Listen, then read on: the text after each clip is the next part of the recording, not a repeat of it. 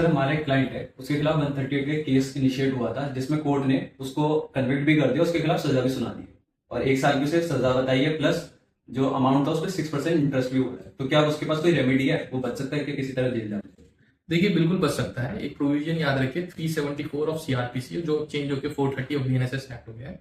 जिसमें कि there is a provision कि अगर आपको ट्रायल कोर्ट ने यानी निचली अदालत ने अगर आपको कॉन्विक्ट घोषित कर दिया और आपके खिलाफ सजा भी सुना दी गई है या फिर जो है पेमेंट भी आपको देने को कहा गया है, उस केस में भी आपके पास एक रेमेडी लाई करती है उस ऑर्डर को चैलेंज करने की इन एपीलेट कोर्ट। एग्जाम्पल लीजिए, मजिस्ट्रेट कोर्ट ने 138 के केस में आपको सजा सुना दी गई है, तो अब आपके पास चांस है कि आप उसी ऑर्डर को सेशन कोर्ट में यानी उससे उच्च अदालत में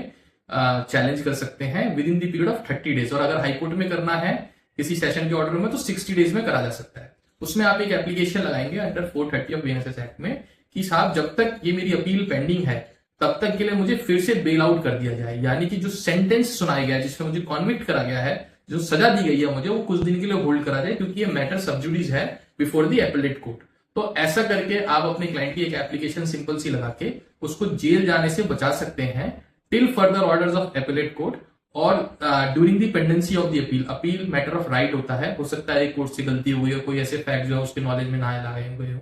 तो उस केस में आप बिल्कुल जो है उसको चैलेंज करके और बाय द टाइम जब तक वो मैटर चले तो आप उसको बेल आउट करा सकते हैं। इसमें एक कंडीशन होती है, कई बार कोर्ट ये सेशन कोर्ट ये कह देता है कि आप कुछ डिक्रीटल अमाउंट का यानी कुछ चेक बाउंस जो हुआ उस अमाउंट का जो है आप कुछ पैसा परसेंटेज जमा कराएं फिक्स डिपॉजिट के रूप में। जनरली वो 20% होता है, 20 से 25%। तो वो कंडीशन आपको मीट आउट करनी पड़ेगी, तभी stay from the operative order of trial court मिलेगा। तो ये आप ध्यान रखें।